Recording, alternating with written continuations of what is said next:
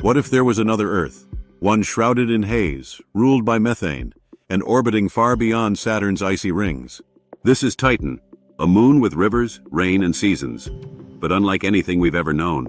In this video, we'll dive into the stormy skies, methane seas, and the eerie chemistry that could reshape how we understand life itself.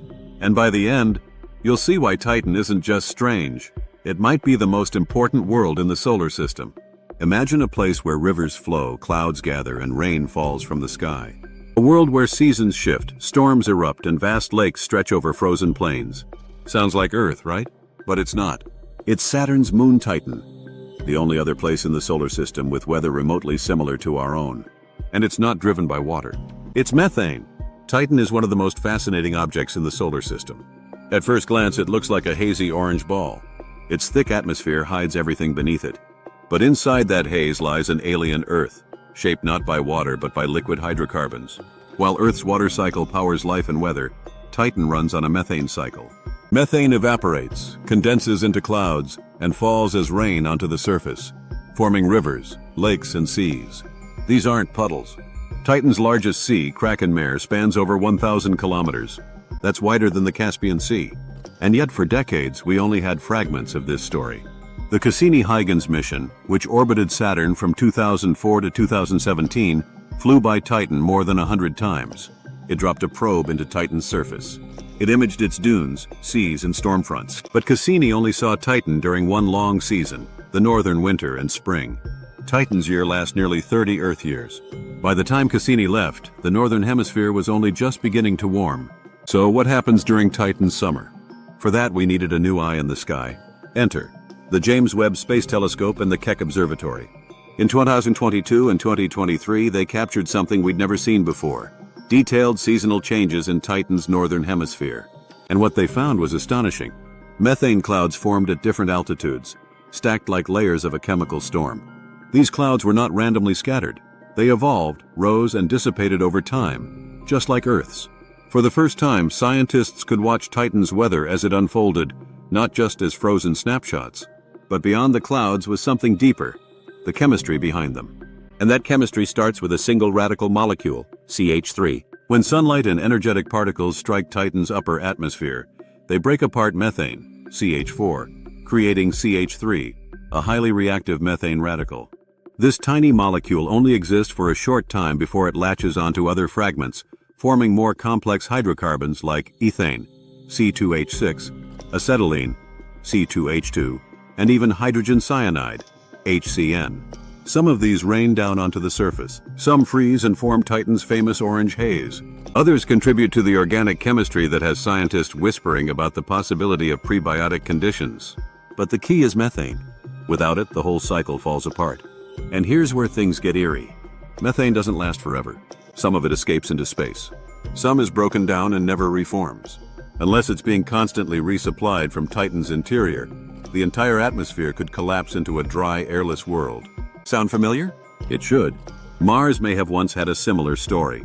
A thick atmosphere, a liquid cycle, maybe even oceans. But today it's a frozen, dusty shell. Scientists now wonder, is Titan simply a version of Earth and Mars from a different time in the cosmic timeline? Thanks to JWST and Keck, we finally have a window into that timeline. We're watching a world breathe, watching it evolve, and perhaps watching it die.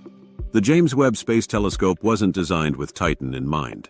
It was meant to look back in time, to capture the faint glow of the first galaxies.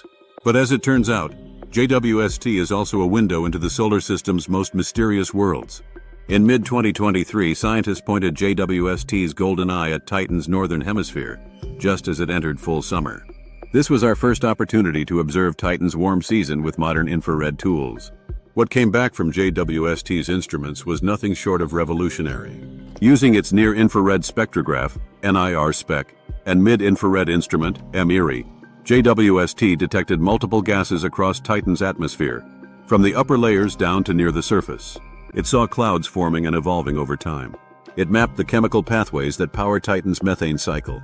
And for the first time in history, it definitively detected the elusive CH3 Radical, the short-lived fragment that emerges when methane breaks apart. This may sound technical, but it's huge. CH3 is like the first domino in a chain reaction. Once created by sunlight or charged particles, it either recombines with another CH3 to form ethane, C2H6, or latches onto other molecules to create an entire zoo of hydrocarbons. These are the same chemicals that form Titan's haze, the thick orange cloud layer that gives the moon its alien appearance. This detection gives us a peek into Titan's real-time chemistry. It's no longer theory, we're watching it happen. JWST didn't just confirm CH3 was there, it also tracked its behavior, showing how quickly it vanished, where it was most concentrated, and what molecules formed after it. But that was just the beginning. JWST also captured the vertical distribution of carbon monoxide, CO, and carbon dioxide, CO2, across different layers of the atmosphere. These gases tell a deeper story of atmospheric flow, vertical mixing, and possibly even hidden reservoirs within Titan's crust or interior. Alongside JWST, the Keck-2 Observatory in Hawaii used adaptive optics to image Titan in the near-infrared. It watched clouds rise and fall in the troposphere, tracing convection currents as they evolved. For the first time, clouds were seen erupting over the northern hemisphere with clear signs of deep, moist convection, the same process that powers thunderstorms on Earth. This wasn't just poetic, it was predictive. Models had suggested this might happen during northern summer. The data confirmed it. Titan's methane seas, concentrated in the north, are now receiving more sunlight. The surface warms. Methane evaporates. Clouds rise. Rain falls. And an alien version of Earth's storm cycle begins to play out in real time. But all of this chemistry, weather, and convection hinges on one thing, the presence of methane. And that delicate balance may not last forever. What's remarkable is how stable and fragile that system truly is. The lakes and seas at Titan's North Pole cover a surface area comparable to Earth's Great Lakes. They are fed by rainfall and replenished by methane runoff. But unlike Earth's hydrological cycle, Titan's methane system doesn't have an obvious recharge mechanism. If the methane rains stop, the seas will shrink. If sunlight breaks down more methane than Titan can supply from its interior, the atmosphere could thin, the sky could clear, the clouds could vanish, and the surface, once shaped by rivers and floods, could freeze into stillness. This would be the slow death of a world. Not through violence, but through silence. And yet, this dying process could take millions, even billions, of years. Which means right now Titan is alive. Not in the biological sense, but meteorologically, chemically, and dynamically alive. It has seasons. It has climate. It breathes methane. Every cloud, every flash of rain, every shifting dune is part of a delicate dance between sunlight, atmosphere, and the crust below. And by observing Titan today, we're not just studying a moon. We're studying a mirror, one that reflects what Earth might have been or might become. And we're not done yet. The next frontier isn't just looking down on Titan from afar, it's touching down. That's the mission of NASA's Dragonfly. Dragonfly is unlike any spacecraft we've sent before. It's not a rover. It's a nuclear-powered, dual-rotor flying drone, built to hop across Titan's surface like a dragonfly across a pond. Slated to launch in the mid-2030s, Dragonfly will explore the dunes and plains of Titan's equatorial region. Its mission, to search for the building blocks of life, analyze surface chemistry, and study the interactions between atmosphere and ground. Titan's thick atmosphere and low gravity make it one of the easiest places in the solar system to fly. The same dense air that hides its surface also supports long, slow, stable flight. That gives Dragonfly unprecedented mobility, the ability to visit multiple sites hundreds of kilometers apart, all within one mission. It will land in a region called Shangri-La, a vast field of sand dunes formed from organic molecules. From there, it will fly to impact craters, where liquid water may have once mixed with organics, possibly producing chemistry similar to that on early Earth. On board, Dragonfly carries a suite of instruments, mass spectrometers, seismometers, weather sensors, and cameras. It will sniff the air, sample the soil, and listen for the tremors of Titan's crust. It will study the methane cycle not from orbit, but from the ground. And maybe, just maybe, it will find answers to questions Cassini and JWST could only ask from afar. Because Titan isn't just a curiosity. It's a crossroads, a place where chemistry meets time, where climate teeters between stability and collapse, where organic molecules dance in an atmosphere thick with possibilities. And as Dragonfly begins its journey, it carries more than just scientific instruments.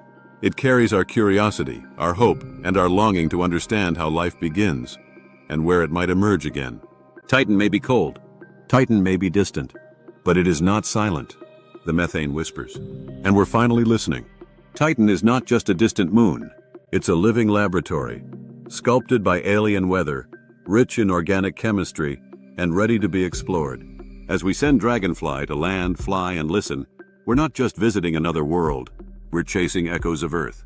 And maybe, just maybe, we're getting closer to answering the oldest question of all. Are we really alone?